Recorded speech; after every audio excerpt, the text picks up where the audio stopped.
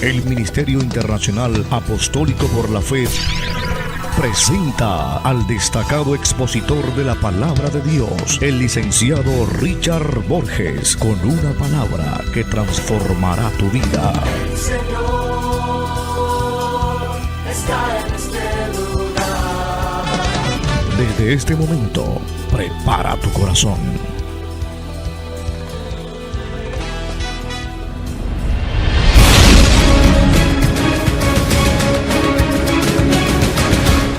¿Cuántos pueden dar gloria al Señor? Y a su nombre.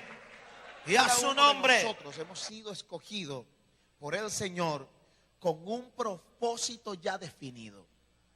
El Señor no se equivocó cuando te escogió. El Señor no cometió un error cuando hizo la elección. Recordemos que dice su palabra que Él nos eligió a nosotros y no nosotros a Él. Que nos escogió Él a nosotros y no nosotros a nosotros mismos. No nos hicimos nosotros, nos hizo Él. Ahora óigame, nuestro Padre Celestial no está sujeto a errores. Diga conmigo, no está sujeto a errores.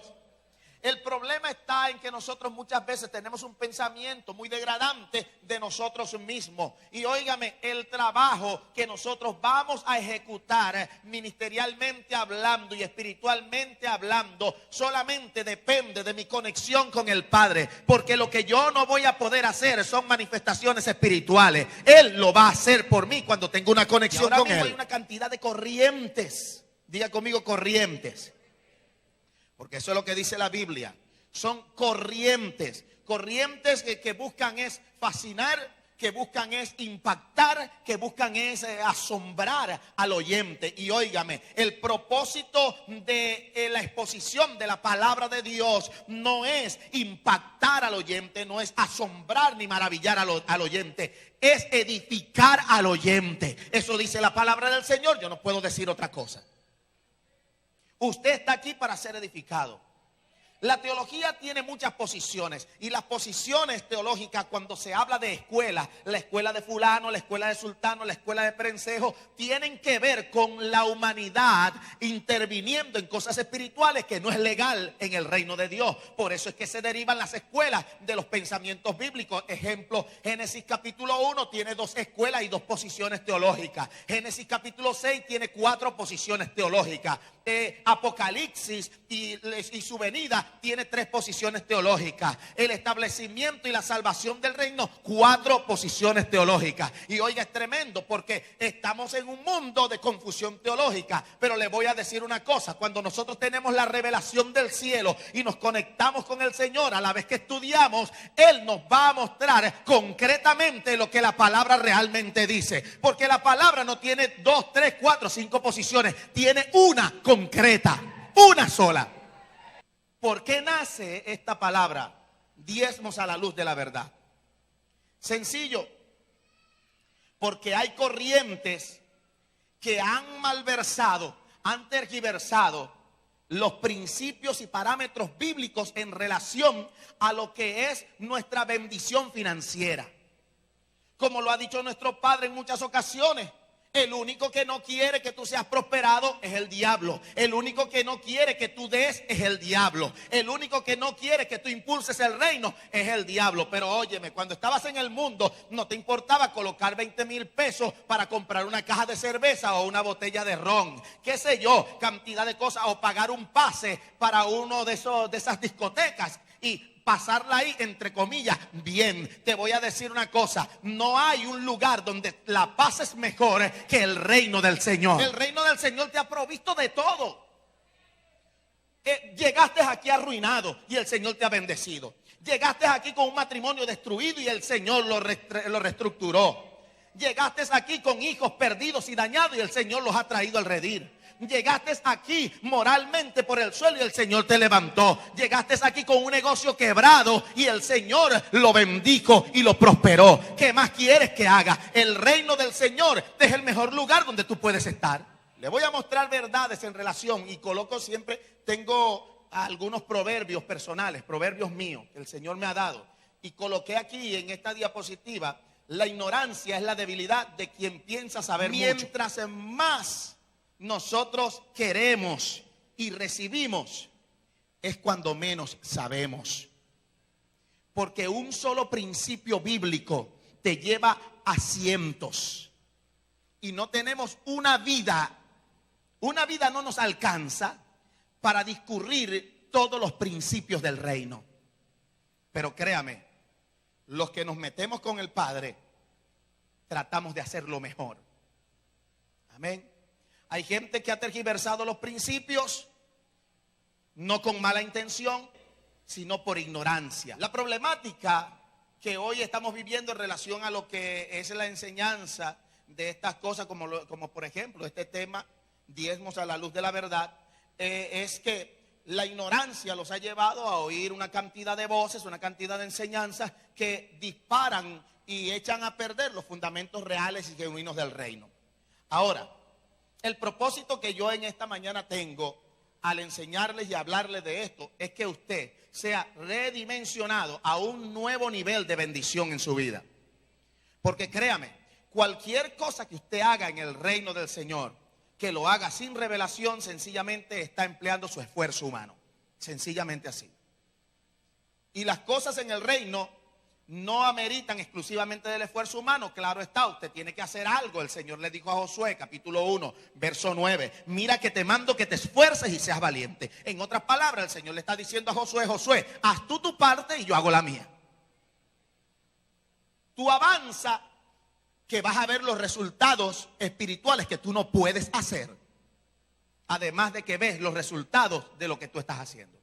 Doblemente bendecido, porque entonces yo camino haciendo lo que el Señor me está diciendo. Veo resultados de lo que yo hago, pero también veo resultados de lo que Dios está haciendo. Amén. ¿Quieres vivir una vida de éxito, una vida de bendición? Pégate al Señor, ríndete en su presencia, conéctate con el Padre.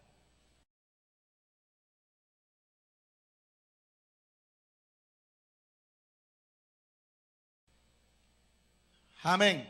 Ok, en este tema tan controversial, tengo como objetivo principal sacarle a algunos de ese error que han incurrido en relación a lo que son los diezmos. Debemos entender que todo lo que la Biblia nos manda a nosotros allí tiene un cumplimiento espiritual que redunda en el mundo físico, en el sistema físico. Esto va a tener su manifestación en el sistema físico. Le voy a hacer una pregunta. ¿Dónde usted necesita tener salud? ¿En el cielo o en la tierra? ¿Dónde? En la tierra, ¿verdad que sí? En el cielo no hay enfermedad. ¿Dónde necesita usted tener finanzas? ¿En el cielo o en la tierra? Claro, en la tierra, porque aquí es que están los malls, los supermercados. Aquí es donde están las casas apostólicas donde debemos invertir. Aquí es donde nosotros necesitamos comprar lo que necesitamos diariamente para vivir una vida bien, una vida buena, no una vida de misericordia. Aló. Porque el problema es que muchos cristianos se han adaptado a la misericordia y se conforman con la misericordia. La misericordia no fue creada ni diseñada para los hijos. La gracia fue diseñada para los hijos, y se lo explico mejor. La misericordia es que Dios te da lo necesario porque eres hijo y Él es buen padre para vivir. Es como aquel hijo que tú le dices, papi, si tú terminas el bachillerato y entras a la universidad, entras con buenas notas, tú me das esa bendición a mí, yo te voy a dar las Nike, las tenis que tú me pediste y el reloj Caterpillar que me pediste, yo te lo voy a dar. Hijo, te prometo que te voy a sembrar, voy a poner en ti esto. Entonces el muchacho se esmera con agrado porque sabe que va a recibir una bendición del Padre, porque eso es lo que hace el Padre, bendecirte. Entonces el muchacho pasa el año y llega a la universidad. El Padre le da las tenis Nike y le da el reloj Caterpillar. Pero óigame lo que le voy a decir. El Padre, como Él nos da más abundantemente de lo que pedimos y nosotros esperamos, entonces le dice el Padre al Hijo, papi, ven acá, allí tienes tus Nike, allí tienes tu reloj, pero quiero llevarte a una concesionaria porque tú no vas a ir a pie para la universidad, te voy a dar un carro. Eso se llama gracia. La gracia te garantiza sobreabundancia, y eso es lo que pretendo hoy, que tú reconozcas y entres en ese periodo y sistema de gracia. En cambio, cuando el muchacho se le dice todo esto, te voy a dar esta Nike, te voy a dar el reloj Caterpillar que me pediste, pero trae malas notas y no pasa el año, ¿qué es lo que sucede? El padre le dice, estás castigado, no tienes la internet, porque incluso lo que no le dijo que le quitaría, se lo quita. No tienes la internet, no tienes los juegos de video, no tienes el televisor, solamente te vas a quedar en tu cuarto. Las amistades no te pueden visitar. Vas a tener los libros de las materias que aplazaste y a eso te vas a dedicar a estudiar. Vas a comer, sí, vas a ir al baño, vas a tener tu vestido, pero hasta ahí lo que necesitas para vivir. Pero de ahí para adelante, nada más. Eso se llama misericordia. Pregunto, ¿la misericordia fue creada para ti? Entonces, ¿qué hacen muchos viviendo en misericordia? Yo lo notó. La gracia es para los hijos, la sobreabundancia. Amén. Quiero, antes de poner algún fundamento certero, hacer unas preguntas claves que usted me va a contestar. ¿Está dispuesto? ¿Aló? ¿Las espera? Ok, la primera pregunta es: ¿forma parte del diezmo del pacto antiguo o su origen es del nuevo pacto? ¿Pacto antiguo o nuevo pacto? Bueno, no los oigo, pero déjelo allí. ¿Dónde y en quién nace esa disposición de diezmo? ¿Aló? Usted respondió, acaba de responder. De allí tiene un punto de partida. 3. ¿Puede probarse que es de la ley? ¿Se puede probar? Y eso lo vamos a ver. 4. ¿Puede probarse que no es de la ley? Eso también lo vamos a ver. ¿Está interesado el Señor en que le den dinero o bienes, o quiere bendecirte Él a ti? ¿Qué quiere Él? ¿Tus bienes, tu riqueza, que tú le des y siembres, o Él te quiere bendecir a ti? Ya vas a ver cuál es la forma. ¿Quién está interesado en que no seamos prosperados? ¿Quién? ¿Quién es el primer interesado en que el reino del Padre no avance? Lamentablemente muchos hijos se apegan a esa demanda satánica. ¿Por qué nos cuesta tanto dar dinero? ¿Por qué nos cuesta tanto? ¿Es el diezmo una disposición para este tiempo? ¿Será? ¿Cómo saber que el diezmo tiene algún señalamiento profético para el presente? Óigame, estas preguntas que les acabo de hacer van a ser respondidas hoy aquí. Brevemente se las voy a responder.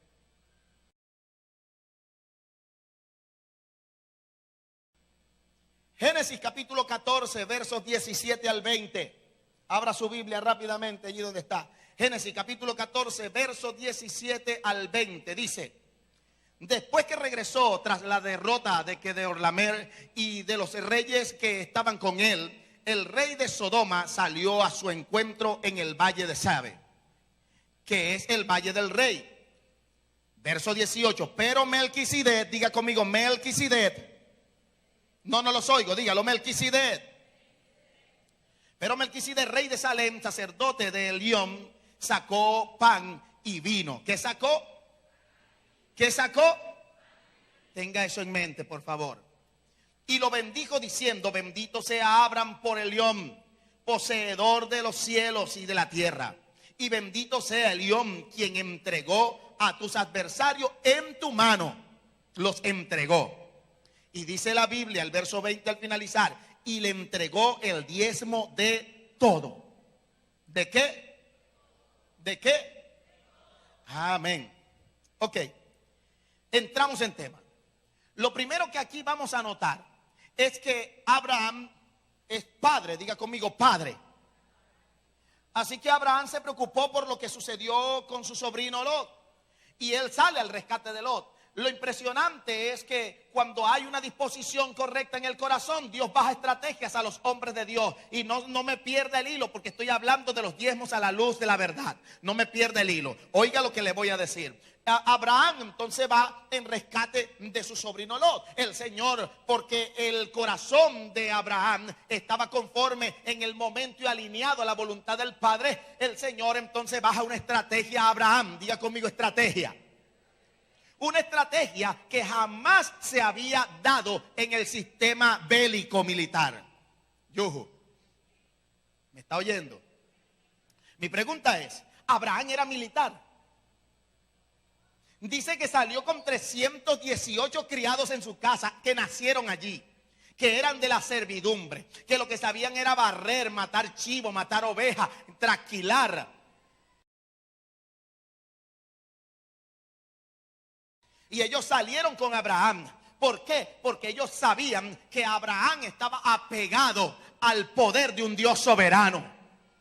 Entonces ellos tenían confianza en Abraham porque ellos veían que todo lo que Abraham emprendía prosperaba y todo lo hacía en el nombre del Todopoderoso. Abraham estaba rendido en su presencia. ¿Me está entendiendo ahora? Por eso es que se ganó los dos más grandes títulos que hay en la Biblia. Que se le puede otorgar a un hombre. Melquisedec. ¿Quién es Melquisedec? Se lo digo. Melquisedec no es Jesús. No es Jesús. Como hay quienes han enseñado que es Jesús. No, Melquisedec no es Jesús. Porque si hubiese sido Jesús, jamás Jesús, según Hebreos capítulo 7, hubiese sido sumo sacerdote según el orden de Melquisedec. Así que Melquisedec era el modelo original de lo que se establecería en el pacto de la gracia. Por allí vamos bien. Atienda esto. Una vez que Melquisedec sale a su encuentro, suceden varias cosas. Voy a cerrar un poco acá. Suceden varias cosas. Número uno, la pregunta que yo le voy a hacer es: ¿quién era Abraham? ¿Abraham era un israelita? ¿Era un judío? Es mi pregunta que yo hago. Abraham no era israelita, era caldeo. Hablaba una lengua caldea, que era una lengua semítica. Ahora bien, no me voy a centrar en esto, porque esto tiene su historia, pero le voy a decir esto. Abraham no era judío, no era israelita, porque aún Israel estaba en los lomos de Abraham. Israel no había aparecido en el escenario físico. Lo segundo que debemos notar acá es lo siguiente: no había una ley. Diga conmigo, ley. No había una ley. Abraham hacía lo que le daba en gana porque no había una ley. ¿Me está entendiendo? Dios no le había dado una ley a Abraham. Así que Abraham llega y se presenta ante Melquisedec. Se está presentando un hebreo pagano, gentil, yujo. Allí vemos un principio de lo que sucedería con la redención, que de ambos pueblos fusionaría uno. Hebreo gentil era Abraham. Allí vemos, eso está allí claramente. La palabra del Señor es específica y concreta.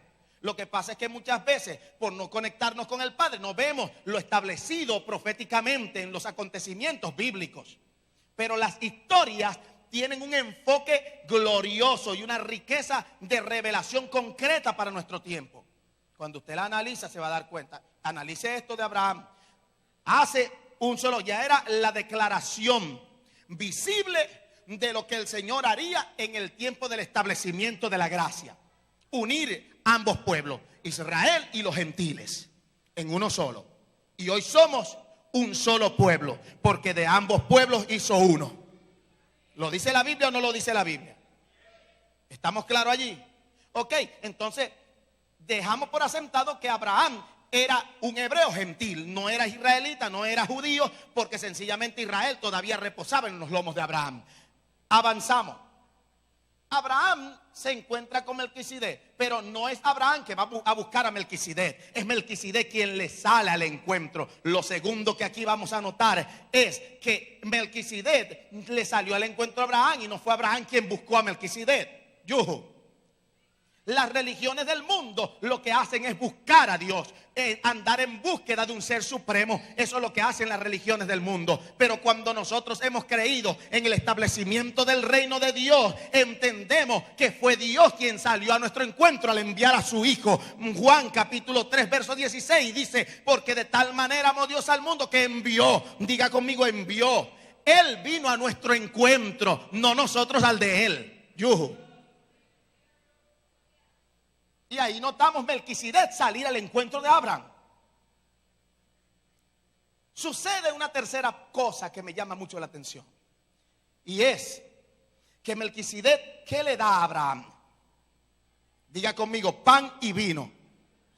¿Qué escenario le recuerda el pan y el vino? Recuerdo que en un momento el Señor iba a ser entregado.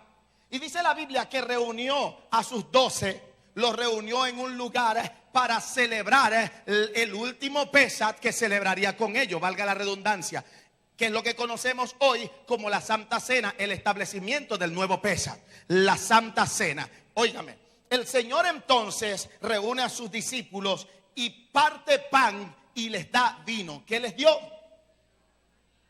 Pan y vino. Estacionémonos un poco allí.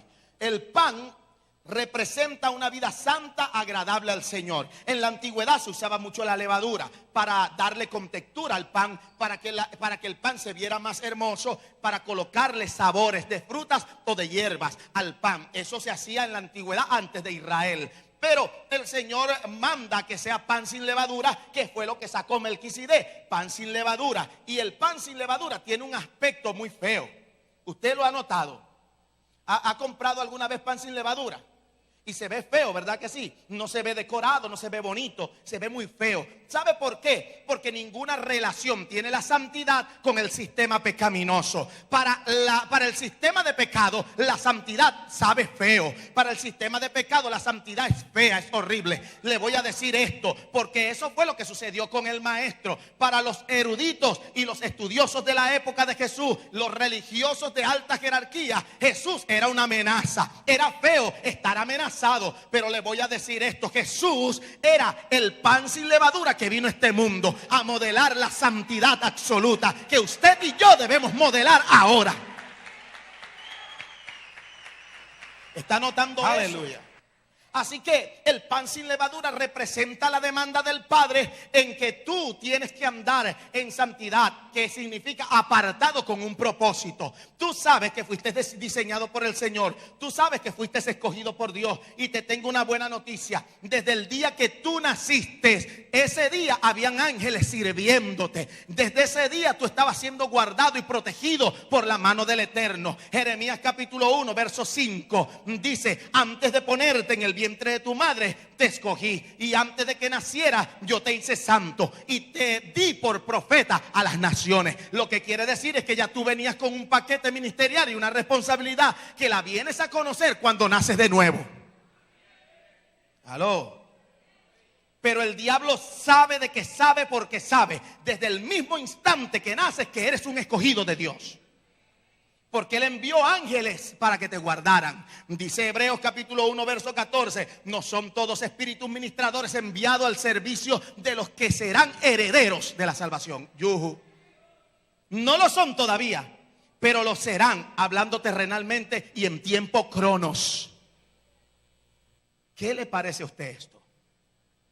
Voy a adelantar un poquito más. El pan sin levadura representa al ser humano que agrada al Señor, que echa a un lado sus prioridades y establece dentro de su orden de valores los valores del Padre Celestial. Listo, lo dejo allí, apunte eso. El vino, dice la palabra del Señor en relación al vino. El Salmo 104, el verso 15, dice: y el vino que alegra el corazón del hombre. Ahora, allí no está hablando de que el vino es el pecado. No. Es pecado tal. No. Para nuestro tiempo, por causa de la malversación de principios, por causa de la depravación, usted no tiene que estar bebiendo vino ni emborrachándose. Pero aquí el Señor lo está colocando como un ejemplo. Dice: el vino que alegra el corazón del hombre. El vino representa el gozo impartido por el Señor, además de representar la sangre que fue vertida en la cruz del Calvario del Cordero. Porque ¿qué hizo esa sangre? Nos limpió del pecado. ¿Y qué sucedió cuando la sangre nos limpió del pecado? Entramos en una dimensión de gozo porque no teníamos nada que nos señalara y nos culpara. No, usted no entendió. Usted no entendió. El vino representa el gozo del Señor, además de representar otras cosas como la revelación. Pero allí representa el gozo del Señor, que también representa la sangre. Jesús lo dijo: esta copa es el nuevo pacto en mi sangre. La sangre, una vez que nos limpió del pecado. El pecado que hacía señalarnos a cada momento y tomarnos como culpables. ¿Sí o no? ¿Sí o no? Una vez que esa sangre nos limpia, estamos limpiecitos y no tenemos nada que nos señale como culpable. ¿Me está oyendo? Así que cuando no tenemos nada que nos señale como culpable, nos sentimos holgados, nos sentimos libres. Y cuando hay libertad hay gozo. ¿Cuántos tienen gozo? ¿Cuántos tienen gozo? Pero yo veo a algunos aquí como chivo amarrado. Usted estaría aplaudiendo más bien al Señor.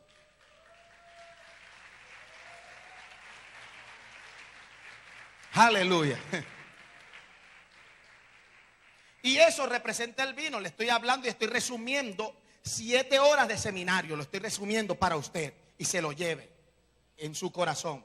Fíjese, cuando Abraham entonces se acerca a Melquisedec, Melquisedec le sale con pan y vino. Está Abraham anticipándose al establecimiento de lo que sería el nuevo pacto en el Mesías. Melquisedec representa a Jesús como rey y sacerdote. Abraham representa las dos naturalezas, judía y gentil, en uno solo, por quien el Mesías pagó el precio para introducirnos a una nueva dimensión, ya no de misericordia, sino de gracia establecida.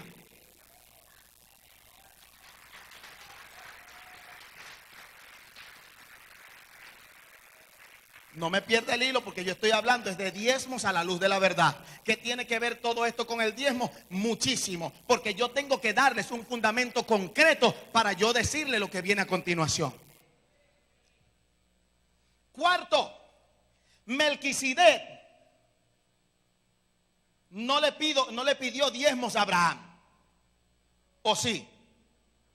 No, ¿verdad que no? Esto quiere decir, porque dice que una vez que tomó el pan y el vino y bendijo a Abraham, porque Melquisedec bendijo a Abraham, diga conmigo, lo bendijo. ¿Qué quiere decir esto? Lo que quiere decir se lo voy a decir en breve. Una vez que lo bendijo, Abraham sacó el diezmo de todo y se lo dio ¿a quién? ¿A quién? A Melquisedec. Melquisedec, ¿tipo de quién? De Cristo.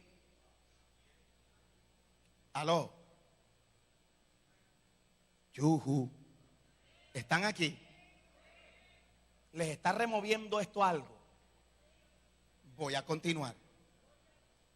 Una vez que Abraham da el diezmo, quiero decirle que no había una ley que le dijera que tenía que diezmar. No había una ley.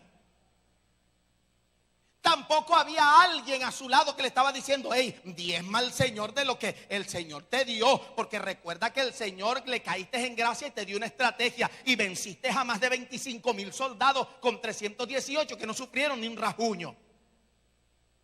Recuerda, no, nadie le dijo eso, ¿o sí?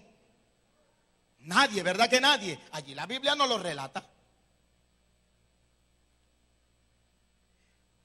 El principio fundamental para establecer toda obra y diseño divino es la revelación. Una persona sin revelación no puede establecer reino. Una persona sin revelación no puede decir la verdad. Por eso es que hay tantas posiciones teológicas, porque ninguna dice la verdad. Ahora te voy a decir una cosa: una persona sin revelación no puede diezmar.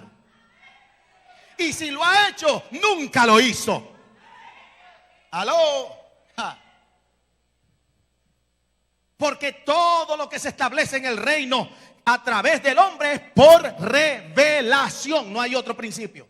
Búsqueme un principio diferente en la Biblia que no lo vaya conmigo, por revelación. Así que el principio número 1 universal para poder establecer el reino de Dios es la revelación. No hay otro. No hay otro. Lo demás es derivado de eso. Ok.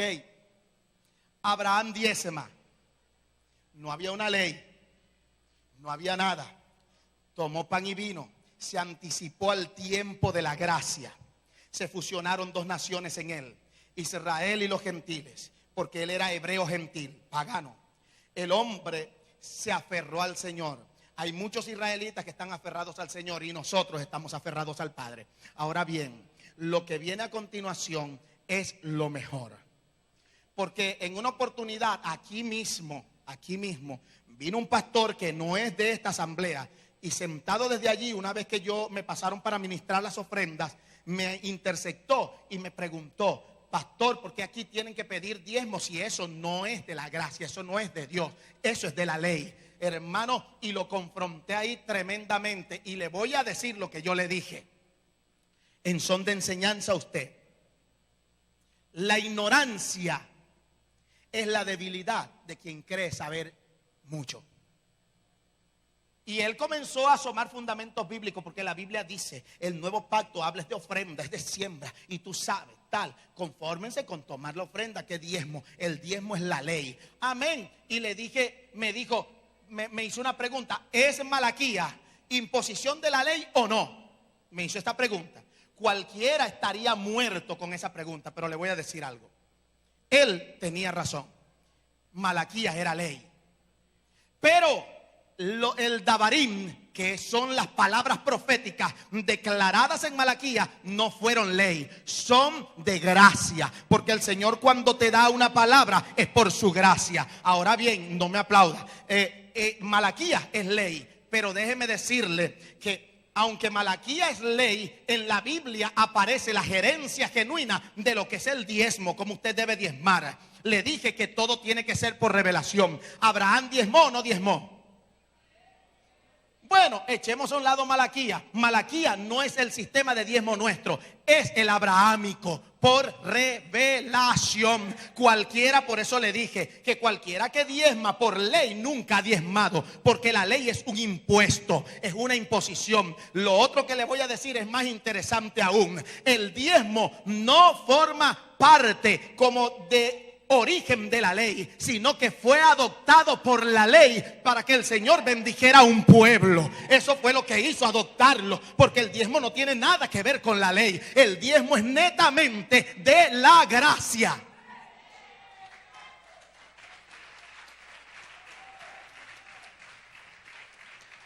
Ay, diablo, ¿cómo te quedó esa? Allí lo dice, fue antes de ley. Allí lo dice, está claro. Le estoy hablando de las tipologías, le estoy hablando de un fundamento concreto, le estoy diciendo lo que realmente dice la Escritura en relación al diezmo. Nosotros no diezmamos por ley, diezmamos por revelación. Nosotros no diezmamos para que el Señor nos bendiga, diezmamos porque ya Él nos bendijo. Punto. Aló. Ahora mi pregunta es, porque yo puedo enseñarle mucho más acerca de esto. Como por ejemplo, en Malaquías nunca dijo maldito soy con maldición. Cuando vamos a las versiones hebraicas más originales, nos vamos a dar cuenta que no dijo maldito soy con maldición, y tampoco dijo me habéis robado. Dijo ustedes me insultan. Porque Dios no maldice al hombre, porque el hombre más bien fue salvado de maldición por causa de que pecó, pero el Señor lo salvó de maldición y maldijo la tierra, y al hombre lo redimió porque mató en el huerto del Edén. Hubo el primer sacrificio y los cubrió con pieles. Aló. Adán siguió caminando con Dios, sí lo hizo. Génesis capítulo 4 nos revela, Caín y Abel ofrecían ofrendas a Dios. ¿Quién le había enseñado sino Adán, perdón? ¿Quién se lo había enseñado? Así que Adán también se arrepintió y siguió caminando con el Señor. Sépalo. Sí, la maldición que cayó ahí sobre el hombre fue sobre la finanza, y maldijo la tierra para que le costara al hombre labrarla. El hombre acarrió como consecuencia maldición, pero él no es maldito. El Señor no maldice al hombre, pero el hombre acarrea con la consecuencia que es maldición. Todo el que no diezma, aunque no tenga revelación, porque el ente revelativo del Señor está en nosotros, mora en nosotros, que es su espíritu. Él dice en su palabra que tomaría del Padre y nos los haría saber. Pero ¿qué es lo que pasa? Que como no estamos en comunión con el Señor, muchas veces estamos carentes de revelación, y como no tenemos la revelación, no hacemos lo que el reino nos demanda. Eso es lo que enseña la Escritura. Corrígame usted si estoy fuera del contexto, porque eso es lo que... No es que me lo haya enseñado, me lo enseñó la Biblia. Aló. ¿La Biblia es un libro sagrado, sí o no? Entonces, ¿por qué hay gente que tergiversa los principios? Entra la maldición a la finanza. ¿Por qué? Porque la maldición es sobre la finanza. ¿Qué es la pobreza? Una maldición. Entonces, el que está en pobreza está en maldición. Pero la maldición no es inherente en la persona, sino en su estatus, en su circunstancia, en el estado de miseria que se encuentra. Correcto, y en su entorno, que no puede avanzar, no puede crecer, no puede darle universidad a sus hijos, no puede darle a su esposa lo que le corresponde. O sea, no puede tener lo que debería tener. Entonces ahí la maldición se aplica a la finanza, al entorno, al estatus de la persona. Y eso es tanto así que cuando una persona acarrea el juicio de maldición porque no hizo lo correcto o demandado por el reino, no puede avanzar. Usted ha visto, y quizás algunos de ustedes tienen la experiencia vivida de que tratan de emprender algo y no lo logran. Tratan de meterse por una parte y son interceptados. Tratan de hacer algo y le cortan las manos. Eso es lo que está pasando, porque la carencia de revelación es lo que te cohíbe de hacer lo correcto en el reino. La carencia de revelación es lo que te priva de traer el diezmo al Señor. Aló. Y hablo a los judaizantes. Hablo a la gente del Kingdom Now.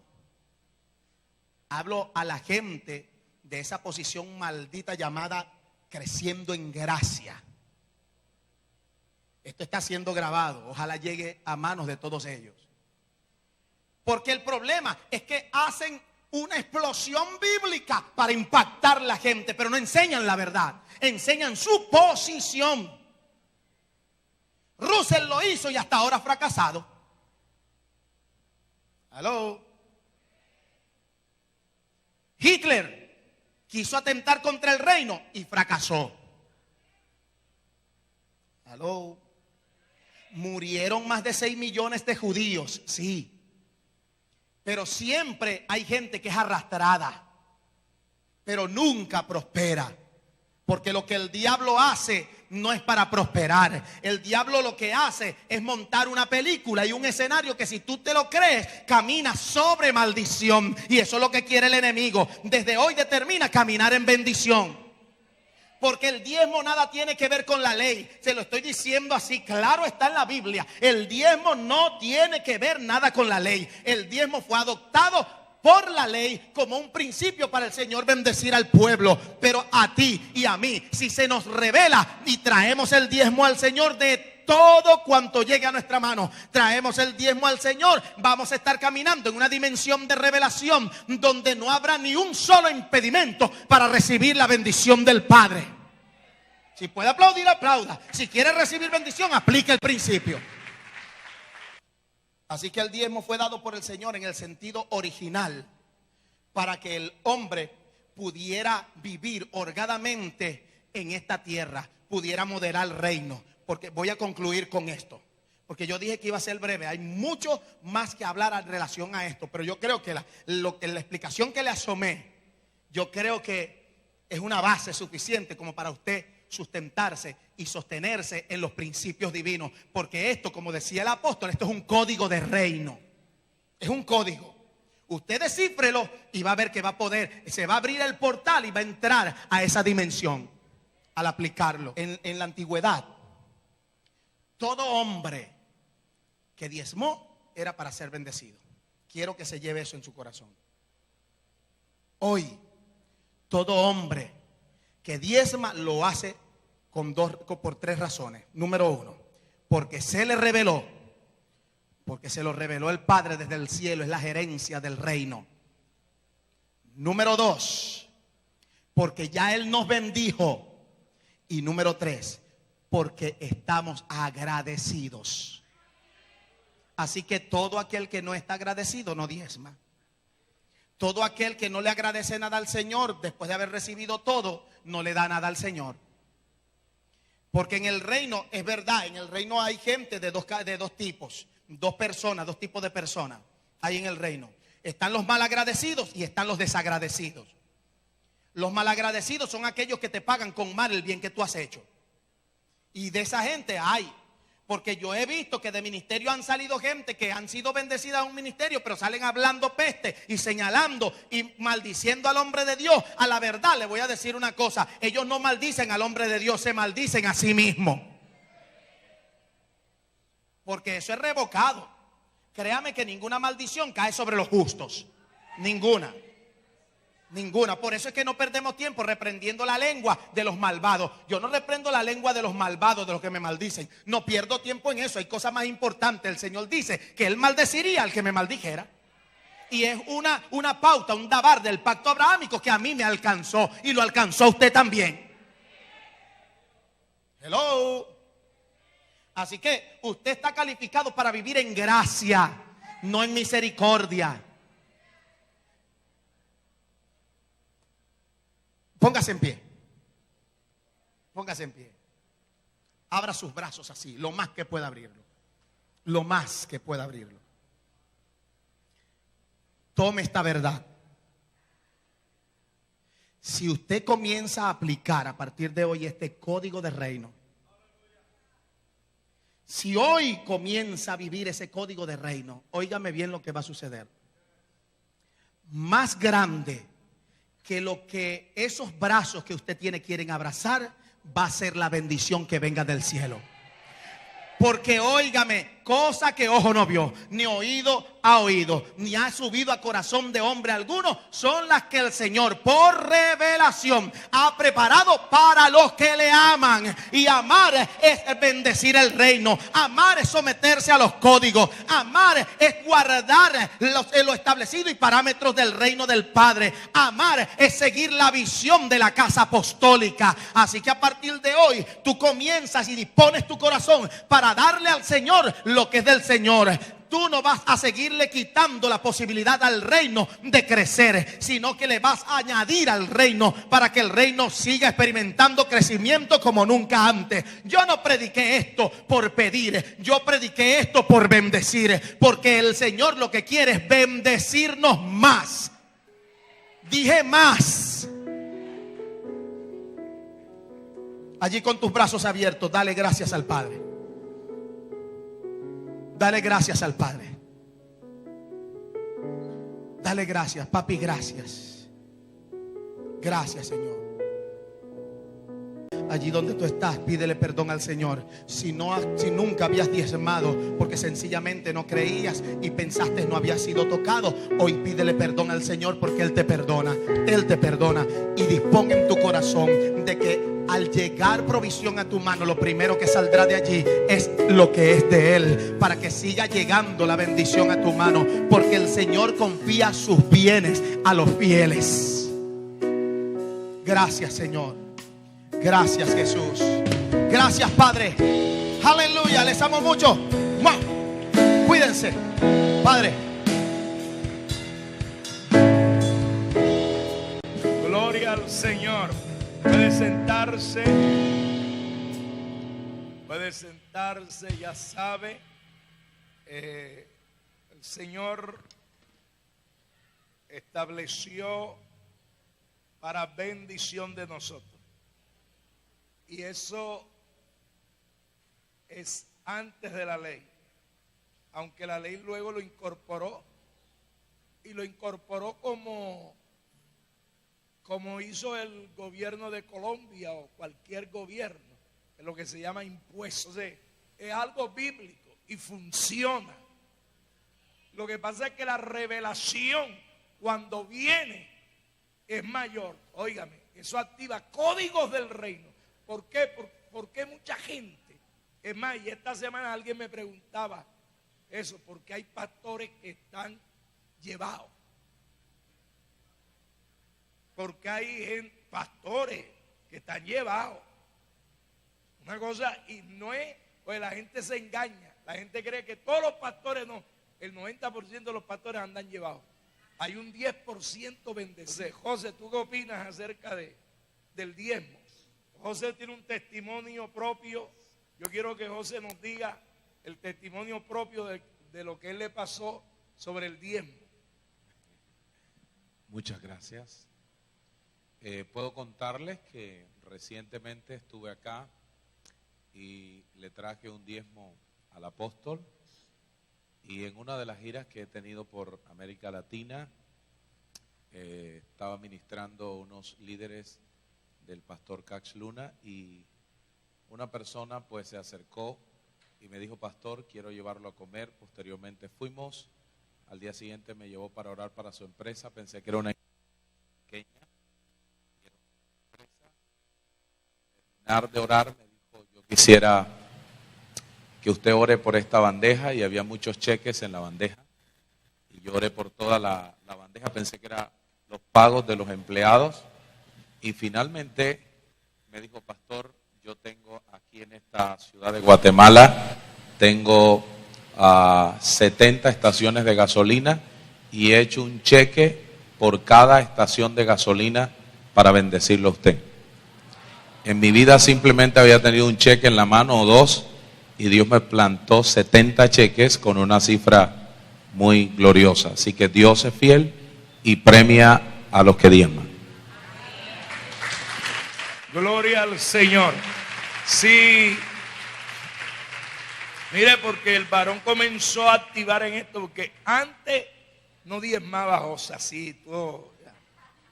Ya después se alineó y mire todo lo que Dios está haciendo y lo que Dios seguirá haciendo con mucha gente. Marta, lo que Dios hizo contigo. Marta es una mujer también fiel que le ha creído a Dios. ¿Qué hizo el Señor contigo? Tremendo, pastor. Cuando yo llegué a la iglesia,